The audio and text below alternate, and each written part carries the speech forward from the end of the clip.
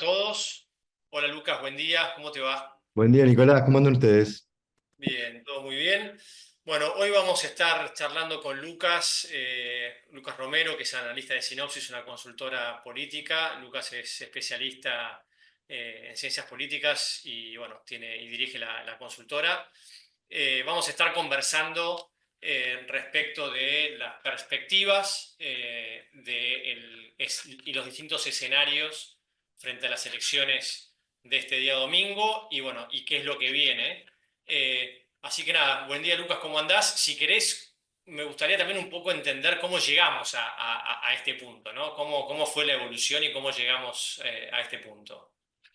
Bueno, en primer lugar, gracias por la invitación. Siempre es oportuno tratar de entender o de reflexionar sobre lo que está ocurriendo en la escena política, más aún a 3, 4 días de una elección muy relevante. Y también es un buen momento para, digamos, cortar la película y analizar un poquitito qué es lo que hemos visto en este ciclo. Yo digo que a los politólogos nos toca ver un plano algo desprolijo del proceso, algo imperfecto, algo inconsistente, algo frágil, en relación a lo que miran los que miran el proceso más desde la perspectiva de la economía, ¿no? Y digo esto porque, así como los economistas suelen hablar de los fundamentals para analizar los procesos económicos, bueno, podríamos decir, para analizar los procesos políticos también podríamos ver fundamentals, ¿no? Y este es un ciclo político, el de Javier Milei presidente, que tiene un rasgo muy característico, muy distintivo, muy sobresaliente, que es la condición de minoría de este ejecutivo, ¿no? Eso es inexorable en el análisis y es parte central de los fundamentals, ¿no? De un proceso político que quedó configurado de un modo poco propicio para lograr lo que un proceso político debe perseguir, que es tomar decisiones. Porque en última instancia lo político es eso, es el ámbito en donde las sociedades tomamos decisiones colectivas. Ahora, más allá de esa condición de minoría, que es evidente, conocida, y en algún punto el gobierno está tratando de resolver en esta elección de medio término, hay otros aspectos que están vinculados a los fundamentals del proceso que también han llamado la atención a lo largo de estos primeros 2 años de Javier Milei presidente, ¿no? De un candidato que llegó al poder, digamos, con el conocido background o track record que teníamos de Javier Milei, sin experiencia política, sin partido político, sin una organización y equipos profesionales para desembarcar y tomar control rápidamente de las diferentes áreas del Estado. Pero más allá de eso, yo digo, hay como 3 áreas que me parece que dejaron ciertos déficits y que el gobierno debería pensar en corregir de cara a la segunda mitad de mandato, que son gestión política de la acción de gobierno. ¿Qué es la gestión política de la acción de gobierno?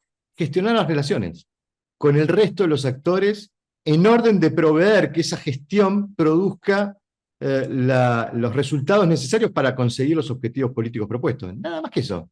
Gestión de relaciones con actores externos, pero también con actores internos. Estamos viendo en este momento, en estas horas, conflictos dentro del equipo de gobierno. Parte de eso es la gestión política de la acción de gobierno.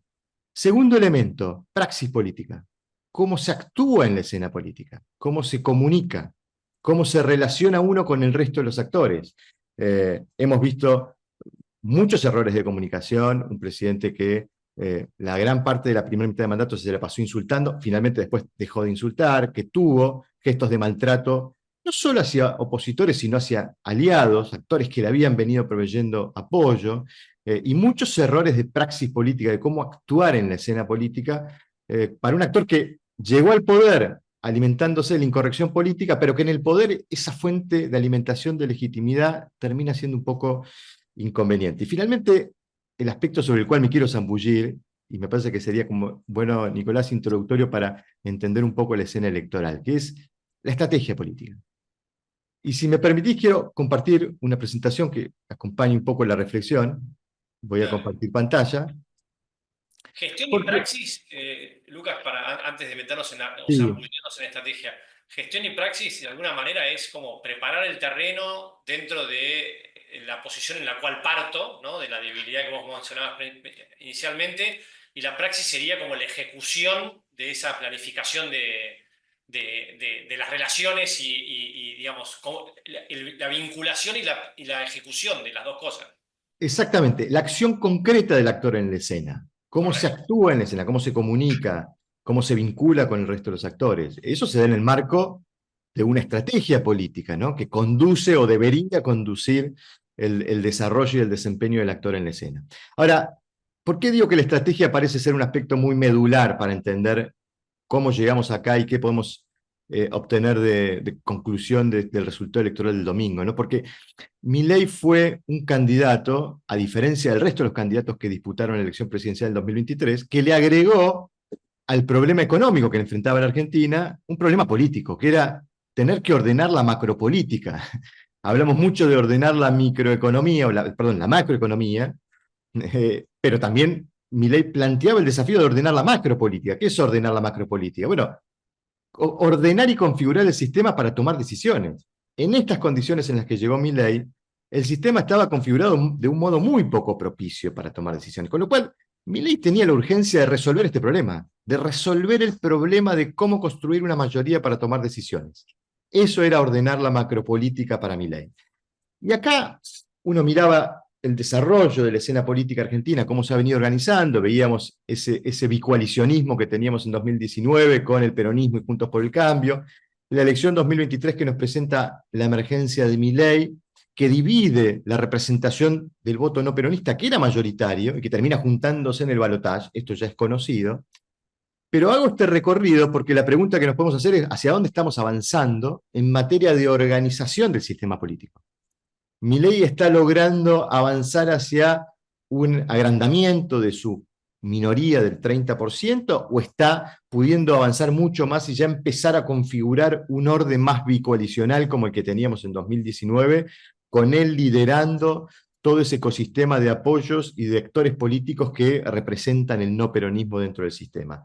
Bueno, esta es la respuesta que nos va a dar este proceso electoral, y ahí uno podría pensar, ya en términos estratégicos, qué podía hacer Milei para asumir el liderazgo de toda esa representación que se vio reflejada en el balotaje del 2023. Uno podría pensar un Milei con una estrategia de seducción, se corre al centro, se vincula con el resto de los actores que representan a todo ese ecosistema de votantes muy heterogéneo que lo acompañaron en el balotaje, o produce un intento distinto, una estrategia distinta, que es la de centrifugar la escena.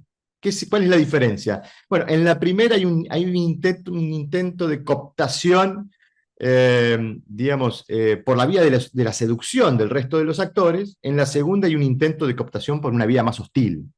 ¿Cuál es esa vía hostil? Les pongo un ejemplo concreto que acabo de ver recién en redes.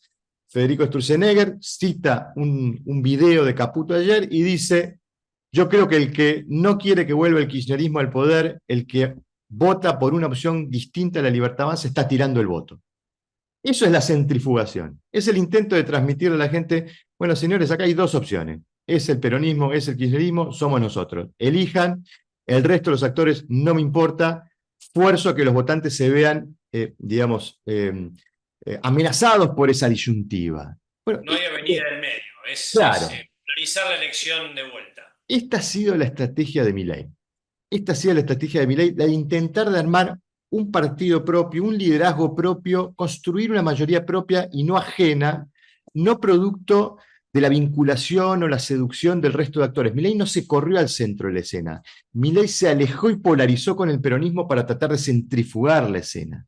Esa ha sido la estrategia política digamos, que persiguió Milei para construir la mayoría, para resolver el problema de la mayoría. Uno miraba la composición de escena cuando Milei llegó al poder y veía al peronismo y todo un conglomerado de actores hostil al gobierno, que no compartían sus ideas y que iban a ser una oposición obstruccionista. Veía un conglomerado de actores, muchos de ellos integraban Juntos por el Cambio, que quedaron asumiendo una representación que tenían en la escena, y un Milei que se superpuso a esos actores, porque buena parte de los votantes de esos dirigentes también habían elegido a Milei, sobre todo en el balotaje. Frente a esta escena, Milei tenía dos opciones: o ir a buscar a esos sectores más afines y construir una coalición que le diera sustento político y le proveyera una mayoría. Claro, esto implicaba sentarse a negociar compromisos con todos estos actores, a coordinar una acción colectiva con todos estos actores, incluso a ceder seguramente espacios en la gestión, capacidad de toma de decisión respecto al rumbo de gobierno. Bueno, esto fue lo que Milei rehuyó. Y acá empieza el cálculo político que está construido sobre la base de la estrategia de Milei. Milei dijo: a mí me alcanza con polarizar con el peronismo, yo vengo acá a terminar con 100 años de decadencia, polarizo con la casta, con esto voy a centrifugar la escena, la gente se va a encolumnar detrás mío y voy a construir un nuevo liderazgo, una nueva mayoría detrás de La Libertad Avanza. Esta estrategia que se vio desarrollada, desplegada en una escena muy particular, que fue la elección en la Ciudad de Buenos Aires, porque allí Milei fue a confrontar contra quien había sido su principal socio y aliado, que había sido el PRO, y que fue exitoso la intervención en la elección, porque terminó ganando la elección. Creo que ahí radica lo que yo entiendo es el error de cálculo sobre el cual se construyó la estrategia política electoral con la que Milei llega a esta elección de medio término, y que lo está condicionando para poder ofrecer en el resultado una mayoría que dé cuenta de que el proceso político se está consolidando. Ganó la elección en la Ciudad de Buenos Aires y Milei dijo, y le dijo al resto de los actores con los que quería construir esa mayoría, le digo, bueno, el liderazgo Milei no se comparte, la identidad partidaria no se negocia, el color violeta no se cambia. Y a muchos de esos actores les hizo poner el buzo violeta. Y esto empezó, digamos, a desplegarse en una escena en donde uno ya veía que este esfuerzo que estaba haciendo Milei de construir su partido político propio, con Karina Milei y con los Menem yendo provincia por provincia tratando de ofrecer una oferta electoral de La Libertad Avanza, no se estaba dando en buenos términos en los resultados de las elecciones provinciales. Yo acá no estoy contando a Chaco, porque Chaco, La Libertad Avanza, se subsumió a una oferta oficialista local, que era la del radicalismo, liderado por Esdero. Ahí fue un socio minoritario, Milei, en esa elección. No vale la pena contarlo, pero sí está bueno mencionarlo de Chaco porque pudiera ser la alternativa que tenía como opción Milei de ir a abrazar a sus aliados y construir una mayoría más amplia con sus aliados, no contra sus aliados. Bueno, lo que vimos en todo este desempeño de La Libertad Avanza en las elecciones provinciales fue un desempeño modesto, más vale modesto tirando a pobre en relación a lo que Milei había obtenido, no en el balotaje 2023, porque lógicamente es una elección muy particular, en la elección general de 2023. Y esto ya empezó a insinuarnos que, bueno, quizás era muy ambiciosa y agresiva la estrategia de ir a construir una mayoría propia, expulsando a todos los que habían sido aliados durante el 2024 al campo opositor. Yo voy a ir a confrontar contra todos ellos, porque gané en la Ciudad de Buenos Aires y les dije, bueno, el que quiera subirse a este barco que se suba, el que no va a tener que confrontar contra esta nueva fuerza política, contra este nuevo espacio. Bueno, esta estrategia se chocó contra una pared en la elección en la provincia de Buenos Aires. Quiero repasar un poquitito eso porque me parece muy interesante para entender los riesgos que enfrenta Milei de cara a esta elección. Una elección que de vuelta nos muestra un interior de la provincia de Buenos Aires con triunfos del peronismo. ¿Qué significa eso para un electorado que es muy refractario al peronismo, el del interior de la provincia de Buenos Aires? Nos está diciendo que el electorado no peronista está dividido en esas secciones electorales del interior para permitir que el peronismo pueda ganar. Y algo de eso se vio en el resultado global de la provincia. Todos por todos conocidos, una derrota de 13,5 puntos, pero fíjense si sumamos todos los porcentajes de los votos obtenidos por fuerzas no peronistas en esa elección, una oferta muy variada, y ahora quiero hacer doble clic sobre eso. Bueno, toda esa oferta alternativa juntó 13,5% de los votos. Justo la diferencia que le sacó el peronismo a La Libertad Avanza. Es decir, acá hubo un problema de que el peronismo, perdón, de que La Libertad Avanza no tuvo una narrativa y una estrategia de seducción a los votantes, hubo un problema de que se le filtró mucha oferta alternativa y tuvo que ir a disputar al electorado disponible con mucha otra oferta alternativa que le disputó ese electorado y que le impidió ser una fuerza más mayoritaria. Fíjense qué interesante esto de la multiplicidad. Sí. Discúlpame, los incentivos que hubieron, tanto en la provincia de Buenos Aires como en las elecciones locales provinciales, ¿te parece que también influyeron un poco en los resultados? Porque de alguna manera creo que la estrategia de La Libertad Avanza era más nacional, mientras que las estrategias del peronismo y los otros partidos era más regional o provincial o municipal, digamos, más yendo al número finito, por decirlo de alguna manera, ¿no? Sí, claro, de hecho, La Libertad Avanza vuelve a tener el problema este año de no tener buenos candidatos, candidatos instalados, con prestigio, con capacidad de construir mayorías electorales. Bueno, esto pasó también en la provincia de Buenos Aires, un intento de nacionalización que no surtió efecto. Pero yo hago mucho hincapié en esto de no controlar la oferta alternativa que hay en la grilla, que hay en el cuarto oscuro. Esto le pasa a cualquier empresa que compite en un mercado. Cuantas más opciones alternativas a mi producto hay en el mercado, me cuesta mucho más ganar market share. Bueno, fíjense este dato, hago un doble clic sobre esto, porque la suspensión de la PASO ha tenido un efecto que, a nuestro entender, es perjudicial para los objetivos electorales del gobierno. La PASO, desde que se implementó en 2011, había producido un efecto reductor sobre la oferta.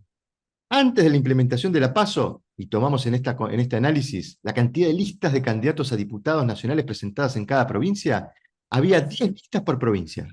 Se implementa la PASO y como la PASO pone un umbral de participación en la general, se caen muchas listas en la PASO y eso reduce la oferta. Y el promedio había bajado a 5. Bueno, suspendida la PASO, volvimos a un promedio similar al que teníamos antes, 9,2 listas, con una particularidad. La gran mayoría de las listas que hay disponibles en las provincias para esta elección del domingo son listas de espacios no peronistas que le disputan el voto disponible a la Libertad Avanza. De hecho, el peronismo, la gran mayoría, tiene una, a lo sumo dos listas, y después están las listas de izquierda, que no son voto disponible para la Libertad Avanza. Pero fíjense la cantidad de listas naranjas que son espacios no peronistas y no de izquierda, que van a estar en la grilla disputándole el electorado disponible a la Libertad Avanza.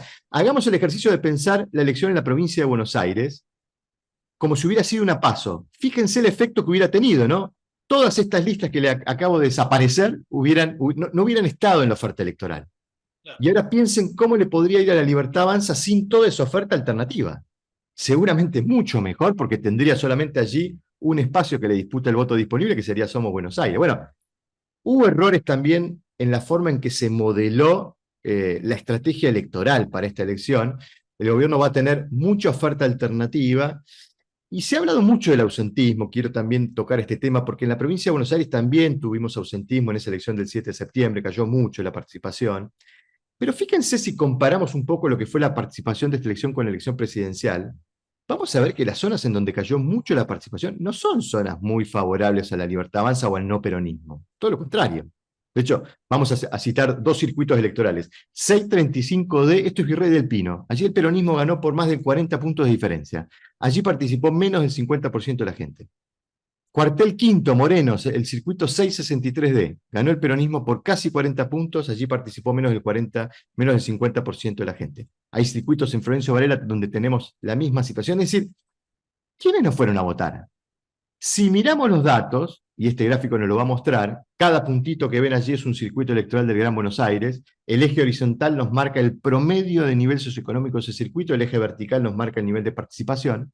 Lo que el gráfico nos está diciendo es que en los circuitos donde más baja participación hubo son los de menor promedio de nivel socioeconómico. Los que no están yendo a votar son los sectores de menos recursos, probablemente más desilusionados con lo que el sistema les está devolviendo, más desafectados por motivos económicos. Entonces, ¿esto es bueno o malo para el gobierno que este electorado se active y vaya a votar? ¿Es un electorado que pudiera tener predisposición de voto hacia el oficialismo o predisposición de queja hacia el oficialismo? Bueno, interesante la pregunta porque los datos nos dicen que efectivamente es ese segmento del electorado el que más se desafectó. Fíjense si lo miramos retrospectivamente, este es el voto de masa en 2023 en eje horizontal y en el eje vertical el nivel de participación en esta elección del 7 de septiembre. Lo que el gráfico nos está diciendo es que en los circuitos donde mejor le fue a Massa en 2023 es en los lugares en donde menos participación hubo. Algo parecido le pasó a Milei, porque Milei también atrapaba, ahora lo vamos a ver, votos de segmentos de bajos recursos. No hacía Juntos por el Cambio. Fíjense, en el caso de Juntos por el Cambio, en los circuitos donde mejor le fue a Patricia Bullrich es en los circuitos donde más participación hubo. Entonces, no se justifica con los datos esta idea de que los ñoños republicanos no fueron a votar. En todo caso, lo que nos muestran los resultados es que los ñoños republicanos eligieron otras opciones y no eligieron la Libertad Avanza para darle a la Libertad Avanza otra competitividad. Sí, no, como pregunta o como, a ver si entiendo bien. Entonces vos lo que de alguna manera estás exponiendo es el voto bajos recursos que acompañó a Milei. Esta elección no fue a votar por desilusión. Quizás votó por desilusión la vez pasada y lo acompañó a Milei y esta vez no fue a votar. Pero si fuera a votar, quizás no elegiría al oficialismo porque está descontento también. Entonces es mejor que no vaya a que vaya y elija Bueno, una opción que no sea oficialista. no Eh, quiero simplificar mucho el análisis, probablemente encontremos desafección en todos los segmentos socioeconómicos. Lo que estoy marcando es que están más desafectados los segmentos de menos promedio de nivel socioeconómico. Entonces, el gobierno podría movilizar a los votantes que no fueron a votar, pero que tienen una propensión de apoyar este proceso político o esta oferta electoral por motivos positivos o por motivos negativos, porque rechazan lo que hay enfrente. Lo que digo es que, ojo, porque los datos nos dicen que los que más desafectados están son los de bajos recursos. De hecho, complemento este análisis con estos datos que le voy a mostrar ahora, que es cómo evolucionó el peronismo. Lo voy a hacer en términos porcentuales para hacerlo comparable, porque el peronismo perdió votos en relación a 2023, pero en términos porcentuales creció en la gran mayoría de los circuitos electorales de Gran Buenos Aires. Pero lo interesante que nos muestra este gráfico, los puntos que están arriba en la zona verde son circuitos en donde el peronismo creció porcentualmente hablando, y los que están en la zona roja es donde el peronismo bajó porcentualmente hablando en su caudal electoral. El gráfico nos dice que los circuitos en donde más creció porcentualmente hablando el caudal electoral del peronismo fue en los circuitos de ingreso medio, ¿no? Interesante porque alimenta la hipótesis del proceso económico produciendo comportamiento electoral, ¿no? No creció en los circuitos de altos recursos, lógicamente, no es una zona donde el peronismo se mueva bien, pero tampoco creció mucho en los circuitos de bajos recursos, creció más en los circuitos de ingreso medio, probablemente en una clase media que se está viendo afectada por el proceso económico y quizás enojada con lo que el gobierno les está ofreciendo, y encontró al peronismo como vehículo para protestar. Claro, Pero y eso sumado a la mayor oferta, de alguna manera disipó mucho el voto del oficialismo, ¿no? exactamente. Esa es la conclusión a la que quiero llegar. ¿Hay factores económicos que están operando? Sí. ¿Hay factores de orden de estrategia política electoral? Sí. Si no se hubiera suspendido la PASO, Milei hubiera logrado disuadir la presencia de oferta alternativa que le hubiera permitido ir a competir el voto disponible con menos opciones alternativas, ¿no? Entonces, creo que ese es el punto que quiero marcar. Fíjense la composición socioeconómica del voto del peronismo, que es histórica. Al peronismo le va mucho mejor cuando bajamos en el promedio de nivel socioeconómico. Estamos de vuelta mirando resultados electorales en circuitos de Gran Buenos Aires, en este caso la elección presidencial, es Massa en 2023, pero quiero mostrar, porque fíjense que Patricia Bullrich es lo contrario, pero Claro. quiero mostrarles esto, que era Milei en 2023. Era un candidato que atravesaba, que recogía apoyos transversalmente. Incluso, fíjense que la línea roja sube ligeramente hacia el gráfico, hacia la derecha del gráfico, ¿no? Milei incluso le fue ligeramente mejor en los circuitos de menor promedio de nivel socioeconómico. Cuando Milei fue al balotaje, voy a ver si me sale la palabra, se Juntos por el Cambiemizó, ¿no? Adquirió la forma de Juntos por el Cambio, que se vio de vuelta en esta elección del 7 de septiembre. Fíjense, esta es la elección del 7 de septiembre, de La Libertad Avanza. Una forma bastante parecida a la que se vio en el balotaje, Claro. pero interesante, y alimento lo que decías, Nicolás, recién. Fíjense que en la línea de tendencia lo que nos muestra es que el 7 de septiembre Milei cayó más que proporcionalmente en los circuitos de menor promedio a nivel socioeconómico, como si hubiera perdido parte de esos apoyos que había logrado en el 2023 en esos segmentos. Bueno, otro dato que alimenta la hipótesis del proceso económico actuando sobre el comportamiento electoral.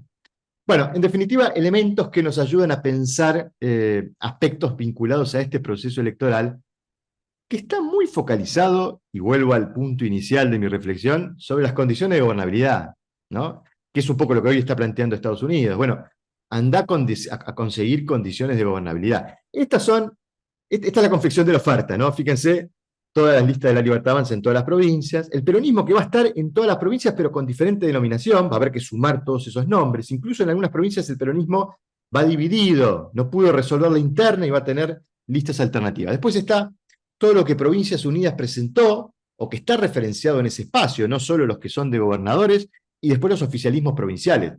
Todo eso va a ser oferta alternativa probablemente para Milei, porque gran parte de lo que atrapen esos dos espacios últimos que menciono son espacios que pudieran atrapar votantes que acompañaron a Milei el 19 de noviembre del 2023 en el balotaje. Claro. Bueno, acá está un poco jugada la elección. Sí, No, no, no, claro, claro, te estoy apoyando el comentario, exactamente. Hay bueno, gente que pierde en el camino, digamos, se le va tamizando el voto con otras es, alternativas. exactamente. ¿qué escenario estamos viendo nosotros? Bueno, ahora les voy a mostrar un escenario que es un escenario construido sobre la base de sondeos propios, de análisis de antecedentes, de análisis provincia por provincia, porque en última instancia esta es una elección que reúne 24 elecciones simultáneas.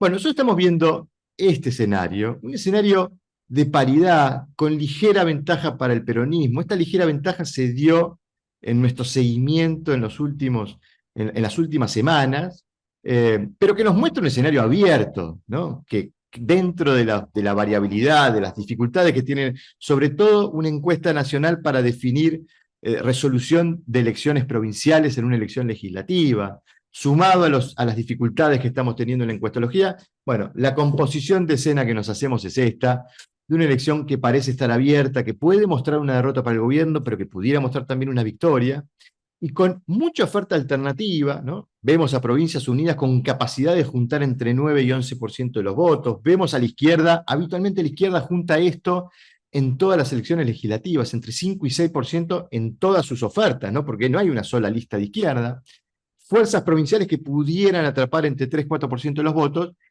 y este último punto que tiene que ver con esto de la suspensión de la PASO.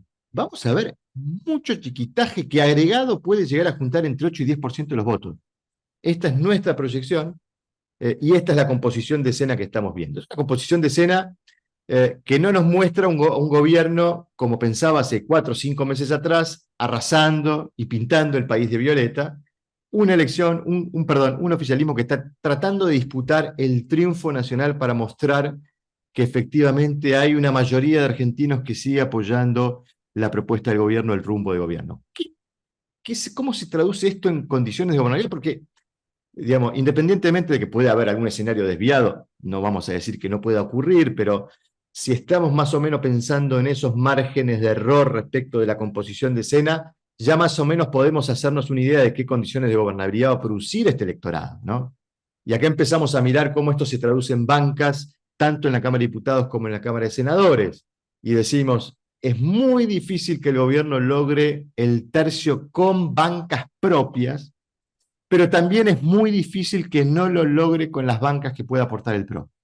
El PRO podría estar juntando, el PRO va a tener 14 diputados que continúan con mandato, se le van a agregar los diputados que ingresen por este turno electoral, podría tener entre 18 y 20 bancas. Bueno, es muy difícil que sin ese aliado, que es un aliado que está integrado en la oferta electoral en muchas provincias, el gobierno no consiga el tercio que el gobierno llama bloqueador de las insistencias legislativas porque le permite defender los vetos.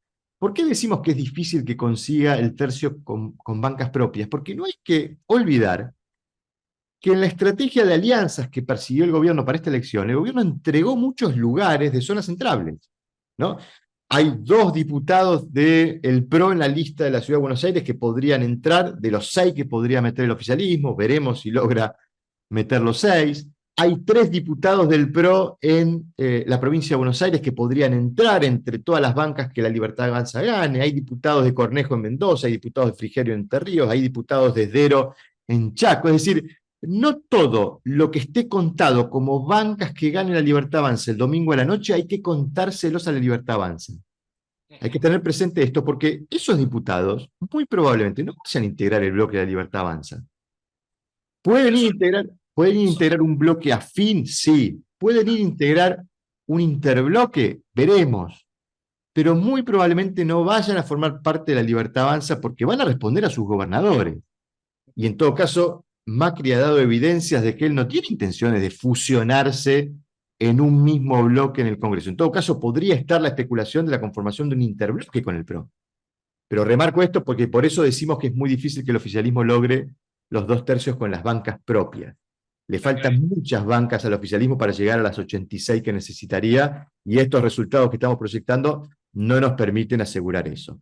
En el Senado el gobierno está un poquitito más lejos, quizás con aliados podría estar arañando el tercio, pero a los efectos de lo que el gobierno quiere lograr, que es tener un tercio en alguna de las cámaras para defender los vetos, lo de diputados ya le alcanzaría para estar en esa circunstancia que quiere estar el gobierno y que el propio Milei está diciendo que quiere estar, que es defenderse de que el Congreso no le imponga decisiones como ha ocurrido en este último periodo.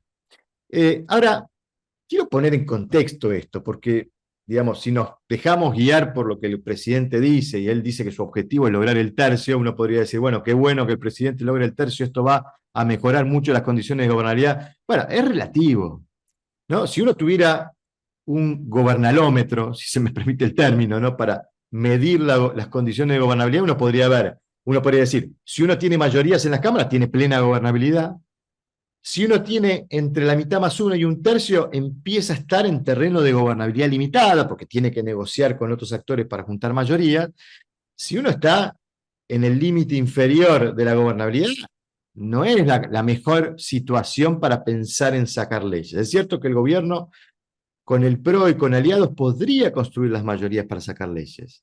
Pero eso va a implicar, y volvemos de vuelta a los fundamentals, que haya mucho mejor gestión política de la acción de gobierno para la segunda mitad de mandato y mucha mejor praxis política para la segunda mitad de mandato. Fíjense, solo para tener en términos comparativos y retrospectivos, esto fue la evolución de lo que era Macri en términos legislativos durante sus 4 años de mandato. Arrancó con 89 diputados y 14 senadores y con una muy buena elección en 2017 logró 108 diputados y 24 senadores. Bueno, Milei arrancó con 37 diputados y 7 senadores y estaría llegando, más vale al primer Macri que al segundo Macri.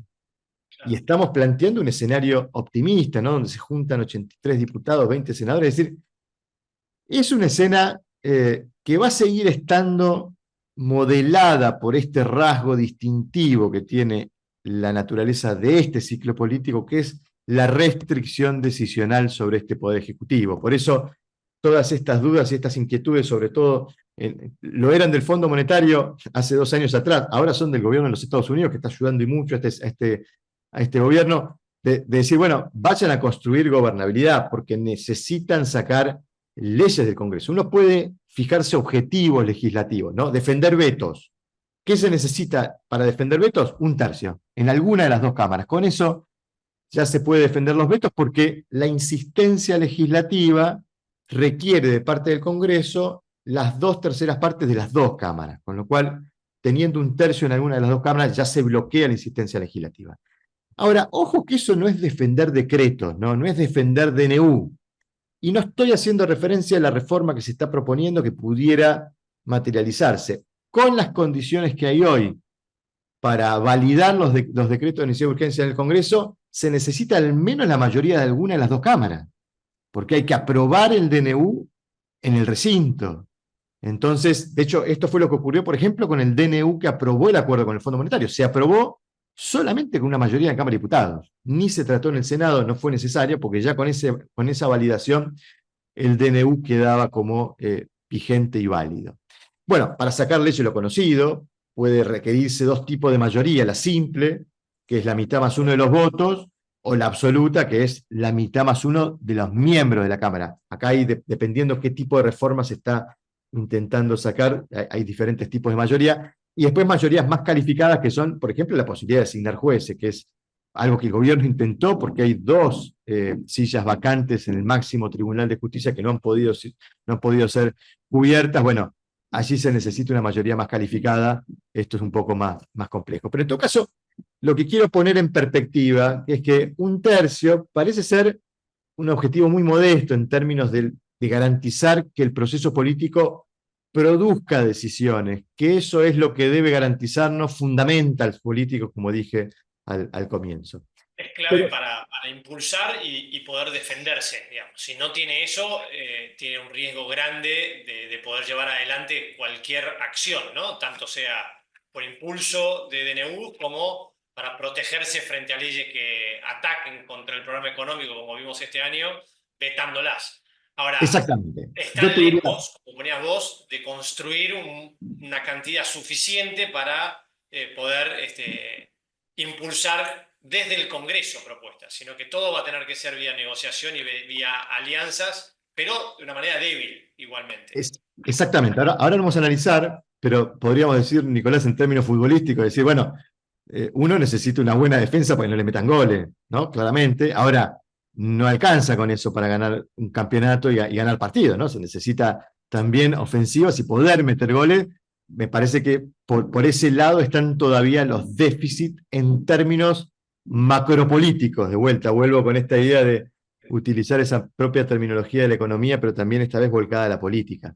Yo diría, Milei vuelve a foja cero, como en el juego de la Oca, ¿no? Digo, vuelvo a esta visualización de la composición de escena, porque vamos a imaginar que Milei obtiene un buen resultado, gana la elección, no le permite llegar a las mayorías, pero digamos, produce una buena interpretación de esta elección de medio término y se enfrenta nuevamente a este mismo dilema que tuvo el 10 de diciembre de 2023. ¿Qué hago con el resto de los actores que hay en la escena?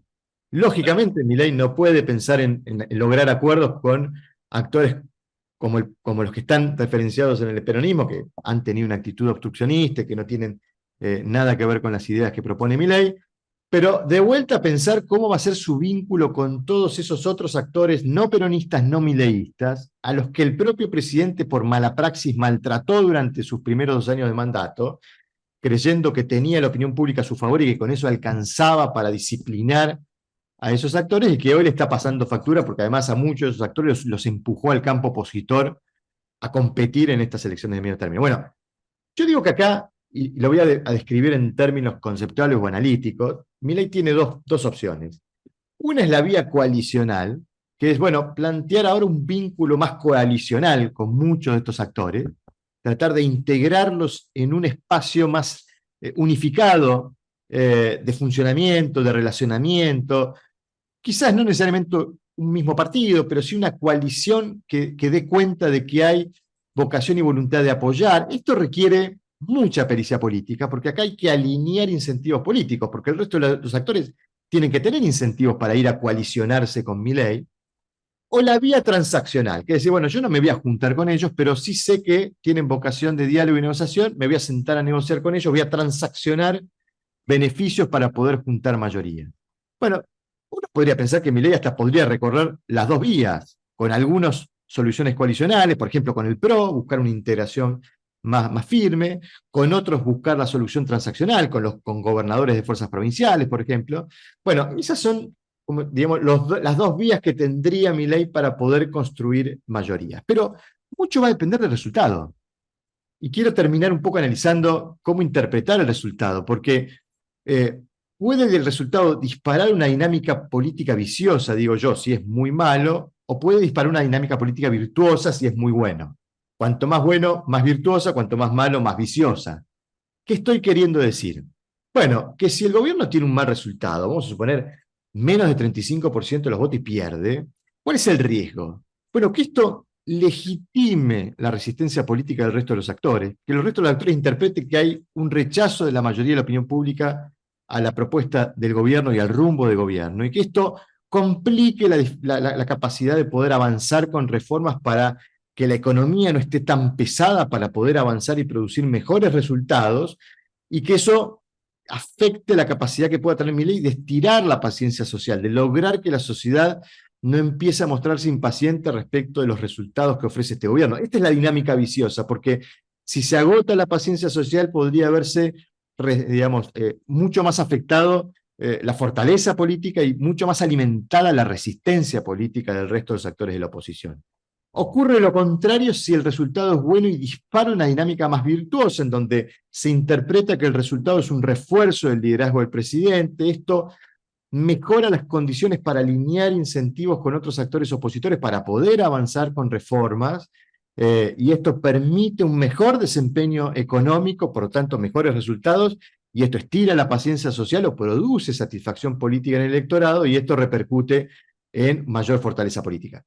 Son, digamos, dinámicas analíticas, no estoy diciendo, no son comportamientos estancos, ¿no? Cuanto más a la derecha estemos, más virtuosa va a ser la dinámica, cuanto más a la izquierda, más viciosa va a ser la dinámica. Pero en todo caso, interesante porque también eso podría presentar mayores o mejores incentivos para los acuerdos. Por ejemplo, un mal resultado para el gobierno desincentiva los acuerdos. Porque ¿cuáles son los incentivos del resto de los actores de ir a ayudar, colaborar con un presidente que acaba de ser castigado por el electorado?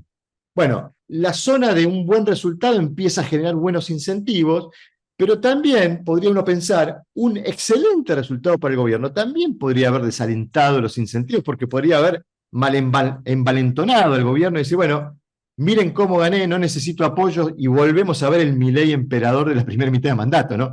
Ahí hay un análisis que uno podría hacer de cómo el resultado podría impactar algo que es muy importante para ver y analizar a partir del lunes, que es cómo queda configurado el sistema de incentivos de los actores. ¿Qué incentivos tienen los actores para ir a colaborar con Milei o para ir a confrontar con Milei?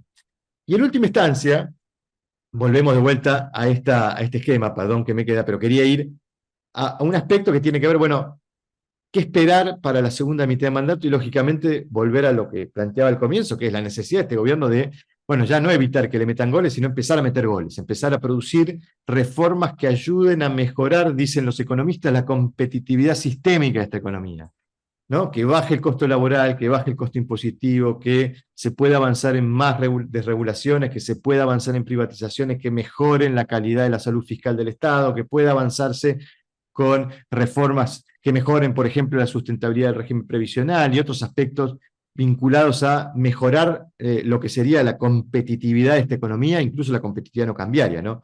Yo diría, ahí hay un gran mojón que va a tener el gobierno inmediatamente, que va a ser el presupuesto. Y digo, va a ser un obstáculo difícil de sortear, porque por más que Milei quiera de vuelta volver a tener 2 años más, o un año más, perdón, sin presupuesto, porque eso le da discrecionalidad, bueno, ya hay un reclamo muy firme, ¿no? Del Fondo Monetario, del gobierno de los Estados Unidos y de los actores económicos de empezar a ver un funcionamiento más normal de la economía, ¿no?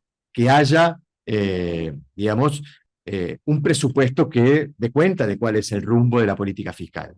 Después tenemos algunas iniciativas que el gobierno ha querido avanzar y que no ha podido, por ejemplo, esta ley de reparación de los ahorros, que es una suerte de blanqueo que intenta darle herramientas a la gente para que pueda ingresar dólares o ahorros en dólares y así monetizar la economía y poder mejorar también la forma en que se avanza hacia una situación de crecimiento económico más sostenido.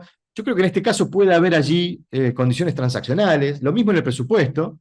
Son dos leyes negociables, incluso en el caso de la reparación de ahorros puede ser útil para el gobierno más allá del presupuesto. Hay ese tipo de iniciativas que uno puede ver con mayor perspectiva de avanzar y puede imaginarse otras más.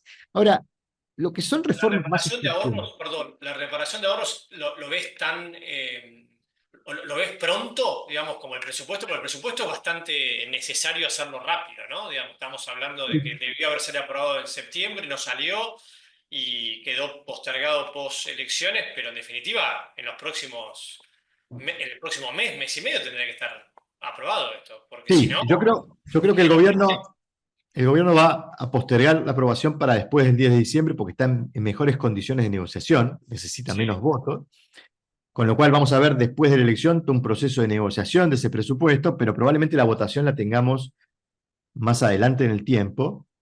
Eh, y creo que este año se vuelve muy difícil para el gobierno no lograr consensos para tener un presupuesto. Sería una muy mala señal para darle respuesta a esta inquietud, sobre todo de este aliado tan relevante que se ha vuelto Estados Unidos, respecto de mostrar condiciones de gobernabilidad. Ahora, en las reformas más estructurales, yo ahí veo una complicación que es, no hay condiciones transaccionales para negociar esas sanciones, con lo cual el proceso de discusión y negociación puede ser más complejo. Incluso en algunos casos, por ejemplo, pensar en reformas impositivas, sobre todo que bajen la presión impositiva, por ejemplo, impuestos provinciales, puede ser complejo, ¿no? Lograr apoyo de gobernadores y voluntad de los gobernadores para bajar la presión impositiva. No estoy diciendo que no pueda ocurrir, estoy diciendo que quizás allí la restricción transaccional puede ser más intensa y más compleja. Yo creo que acá el gobierno, incluso desde el punto de vista de la estrategia política legislativa, no sé si le conviene volver a insistir, como se está trascendiendo ahora, de volver a discutir megapaquetes o leyes ómnibus. Creo que al gobierno le sería mucho más útil una dinámica de muchas iniciativas y muchas pequeñas reformas que en su conjunto sí produzcan reformas más profundas, pero que no concentren la atención y la discusión en un solo paquete, porque eso puede ofrecer mejores condiciones para la resistencia, para los que quieren resistirse, y más complicaciones para la negociación. Entonces, habrá que ver qué estrategia tiene. Yo creo que acá Esto es hay. muy importante. Esto que me estás diciendo me parece que es clave y me parece que es muy importante.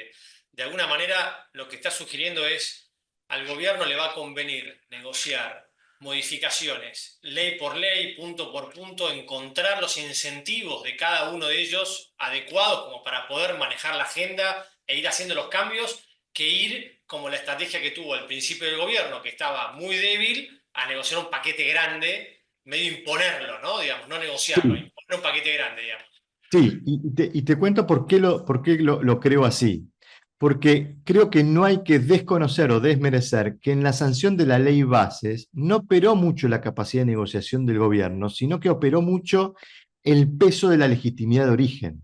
El Correcto. 55,6% de los votantes que habían elegido a este presidente que estaban reclamando que se le dé herramientas para poder gobernar. Creo que fue eso lo que operó sobre los actores de la oposición que colaboraron con la sanción de la ley base. De hecho, si uno lo piensa, el proceso no fue un proceso que ofreció una mecánica iterativa de negociación.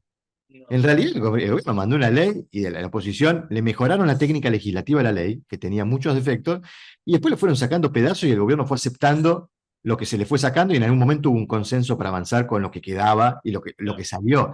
Pero no hubo una negociación dialogada de la forma final que adquirió la ley base. Por eso digo, creo que en ese momento el gobierno aprovechó lo que era la legitimidad de origen, que creo que no la va a tener en este contexto. Más si estamos viendo una escena electoral donde el gobierno no sale victorioso con un gran resultado el domingo de la noche. Si fuera así, si estamos hablando de una escena en donde Milei gana con el 45% de los votos el domingo de la noche, bueno, quizás sí tenga fuerza para apelar a esa estrategia de la primera mitad de mandato. No lo creo en este caso. ¿Y qué cambios, Lucas, debería hacer el gobierno post domingo para empezar a gestionar estas relaciones o estas alianzas? Porque en definitiva lo más probable es que el resultado salga en torno a estos, bueno, esto por lo menos lo que se está estimando y lo que todo el mundo está de alguna manera descontando también en precios de mercado, etcétera. Pero ¿cuáles serían, en tu opinión, los incentivos que el gobierno debiera mostrar para generar esas alianzas tal que le permita generar una buena estrategia para adelante, ¿no? Porque en definitiva es clave ahora esta negociación barra gestión de las alianzas. Sí, bueno, es casi como si lo hubiéramos planeado y no lo planeamos, pero te respondo con lo que sigue, que es volver al comienzo. Yo creo que el gobierno necesita a partir del lunes, independientemente del resultado, si el resultado es mejor, mejor aún, si el resultado no es bueno, bueno, más aún va a necesitar mejor gestión política de la acción de gobierno. Y esto es tener una estrategia inteligente de relacionamiento con el resto de los actores.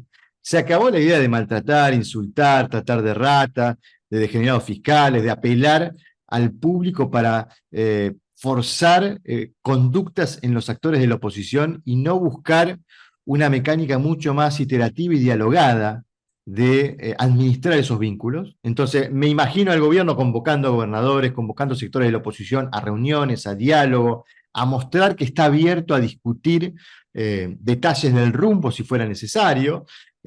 Segundo elemento, mejorar la praxis política. Se acabó esta idea de los insultos, de los errores de comunicación, de la insensibilidad para comunicar determinadas cosas, de actitudes insólitas como por ejemplo pelearse con un chico autista de 12 años. Se acabó esta idea de la narrativa hiperbólica del presidente de el mejor gobierno de la historia del universo mundial. Me parece que hay necesidad de empezar a ser más profesionales en la praxis política, en la acción de gobierno.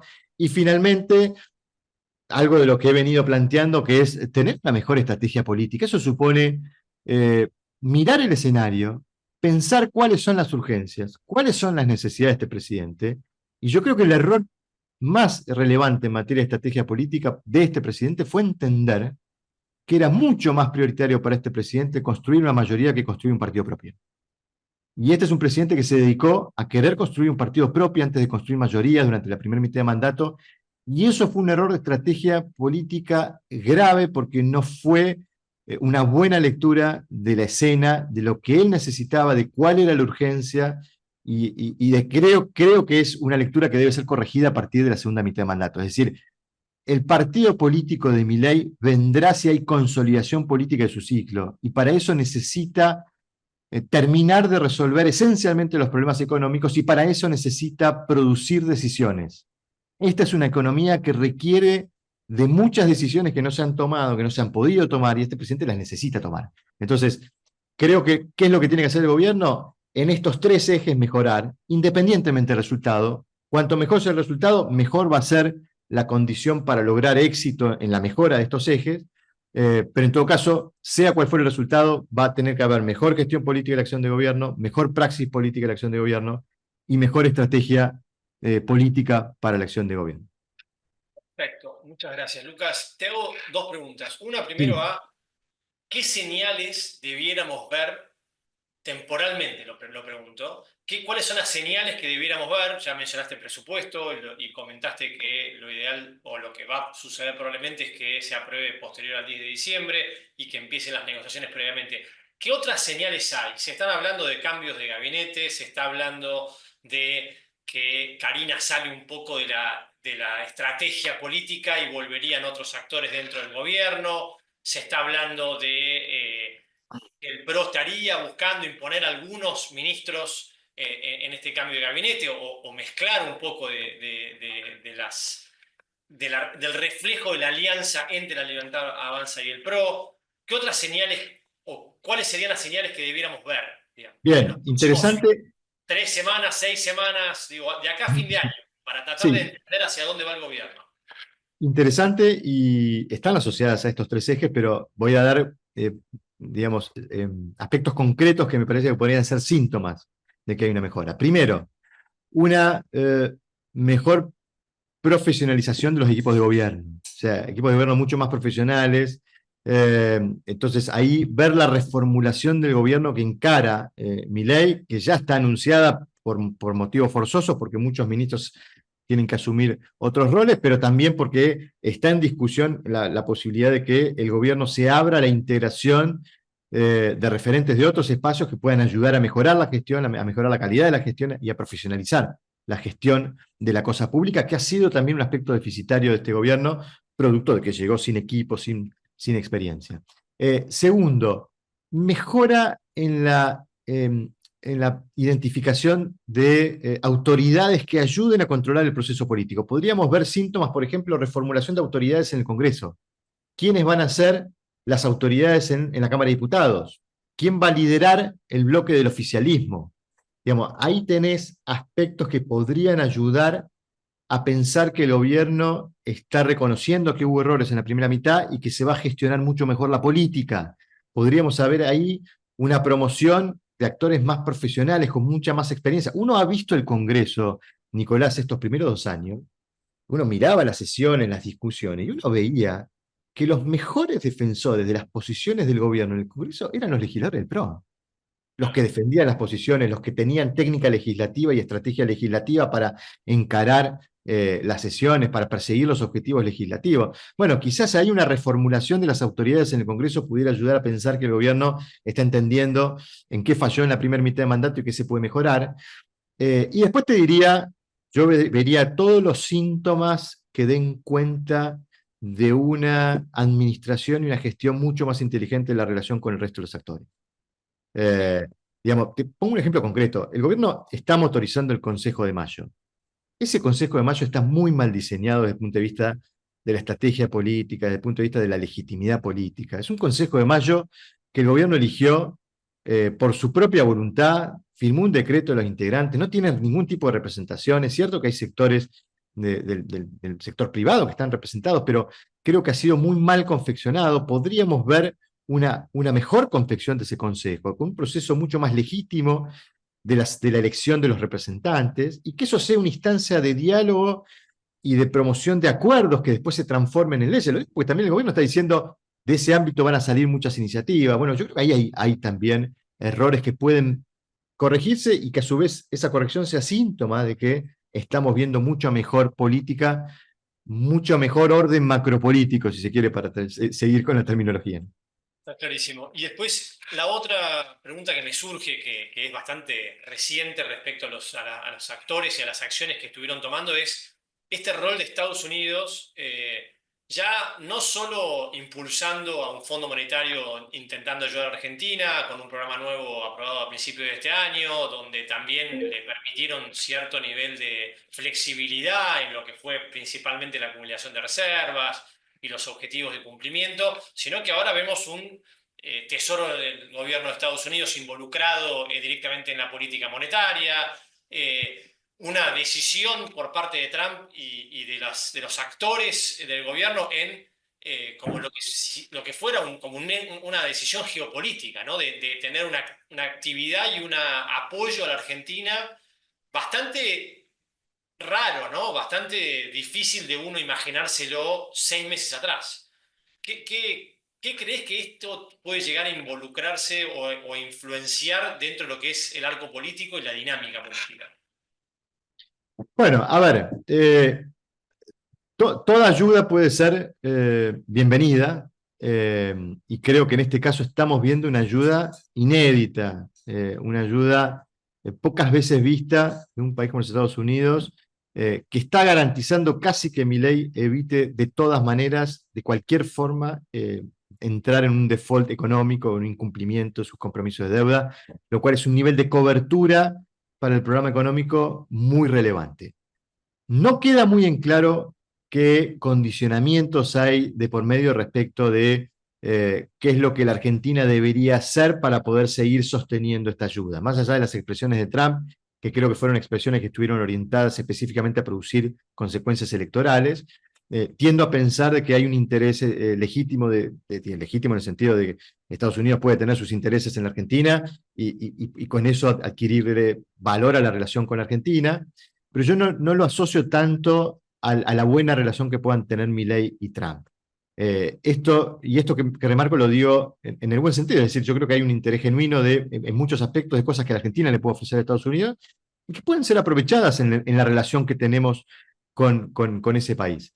Eh, yo diría, me parece que lo que está claro es que lo que la administración Trump está diciendo es: yo no puedo ofrecer esta ayuda si hay default político. Yo puedo garantizar que no haya default económico, pero tiene que haber apoyo social, sostenimiento del rumbo político que propone Javier Milei, y acá creo habrá que ver cómo le va al gobierno en las elecciones y en qué condiciones el gobierno enfrenta la segunda mitad de mandato.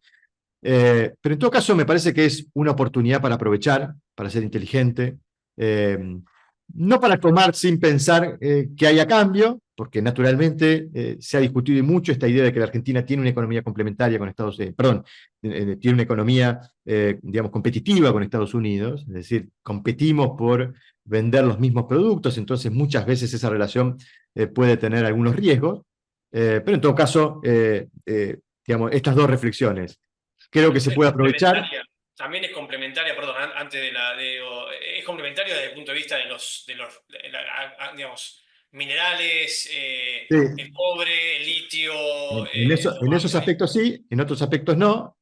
Por eso digo, hay que ver bien cómo eso afecta. Yo me imagino que el sector agropecuario habrá visto con alguna inquietud esta idea de que los farmers en Estados Unidos cuestionaban esta decisión de bajar impuestos que se dio para permitir el ingreso de dólares en la previa de la intervención ya de la administración Trump. Es decir, hay muchos aspectos que habría que ver de qué forma se terminan dando en términos de la ayuda, pero creo que es algo que, digamos, inexorablemente uno tiene que valorar y ver como algo que se puede aprovechar, y yo no lo sujetaría tanto al resultado electoral como sí a la capacidad que tenga Milei de sostener el rumbo político de este proceso, que es algo distinto al resultado en sí mismo. Creo que incluso aún perdiendo Milei la elección el domingo por 1, 2, 3, 4 puntos, sin ser una elección catastrófica que ponga en crisis el proceso político, creo que la ayuda va a seguir estando, así que no veo ahí una alarma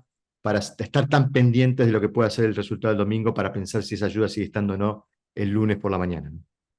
Perfecto, buenísimo. Bueno, Lucas, muchísimas gracias. Hemos recorrido un poco toda la historia de cómo llega el gobierno hasta acá, cómo serían las posibles digamos, formaciones de alianzas y números que debería llegar el gobierno para tener cierto nivel de gobernabilidad. Y bueno, y gracias por las conclusiones respecto de las cosas a seguir o a mirar para las próximas semanas y meses, para que van a limitar un poco cómo va a ser el camino del segundo término de este gobierno. Así que muchas gracias por participar y estar con nosotros. Y bueno, agradecerle también a la gente que está del otro lado escuchándonos. Bueno, gracias, Nicolás. Siempre es un placer. Hasta la próxima. Bárbaro, Estaremos acá a gracias. disposición. Un abrazo. Bueno, gracias a vos. Un abrazo.